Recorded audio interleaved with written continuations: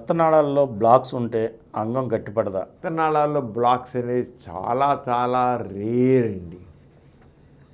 కొంతమంది చీట్ చేస్తారు ఆ మాటలతో. నీకు అంగం సరి గట్టిపట్టలేదా, దానివల్ల రక్తనాళ బ్లాక్ ఉంది. ప్రతివాడికి అదే. వీడికేమో సైకలాజికల్గా టెన్షన్ వల్ల నేను అర్థమై చేశాం కనుక నా అంగం సరిగ్గా స్తంభించదు అనుకుని దానివల్ల అంగం గట్టిపడకుండా ఉంటుంది. ఎందుకని?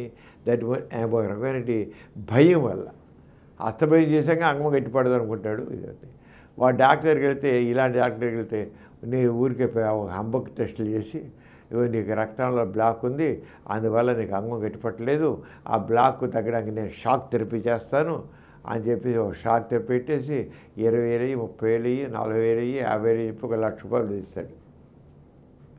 ఈలోపు వాడు సైకలాజికల్గా వాడు నేను బాగున్నా షాక్ థెరపీ చేయించాక నేను బాగుపడ్డాను అనుకునే సైకలాజికల్గా ఉంటే బాగుంటాడు, లేకపోతే లేదు. అదంతా హంబక్ ట్రీట్మెంట్. ఇప్పుడు ఏదైనా బ్లాక్ ఉందంటే మామూలుగా ఇలా తెలియదండి. దానికి ఏం చేయాలి? ఎలా అయితే గుండె పరీక్ష యాంజియోగ్రామ్ చేస్తారు.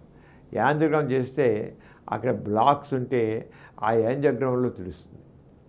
ఆరగానే పెనైల్ యాంజియోగ్రామ్ చేసి చూసి ఆ యాంజియోగ్రామ్లో బ్లాక్ ఉంటే అప్పుడు చెప్పాలి. కానీ అంగం సమయపోతే నీ బ్లాక్ అనేసి వస్తే ఇంకా అది ఎలా అవుతుంది అసలు? ఇది కొంతమంది వైద్యులు చేసేటి మోసం, దగాది.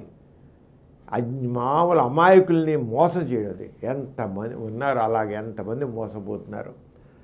వాళ్ళకి డబ్బులు ఎలాగా దోచుకుందాం అనేది తప్ప ఇంకోటి కాదు. అలా బ్లాక్స్ అనేది అంత కామన్ కాదు, చాలా రేరు. ఇవి పెనైల్ ఆర్టరీస్లో ఉండేటి బ్లాక్స్ అని చాలా రేరు. తెలుసుకోవాలంటే మాత్రం తప్పనిసరిగా పెనైల్ యాంజియోగ్రామ్ తీయాలి. పెనైల్ యాంజియోగ్రామ్ చేసి దాంట్లో ఫైండ్ అవుట్ చేస్తేనే బ్లాక్ అనాలి, లేదా అనకూడదు. ఇలా చెప్పేవన్నీ అబద్ధాలు. ఈ కార్యక్రమం మీకు ఎంతో నచ్చింది కదా.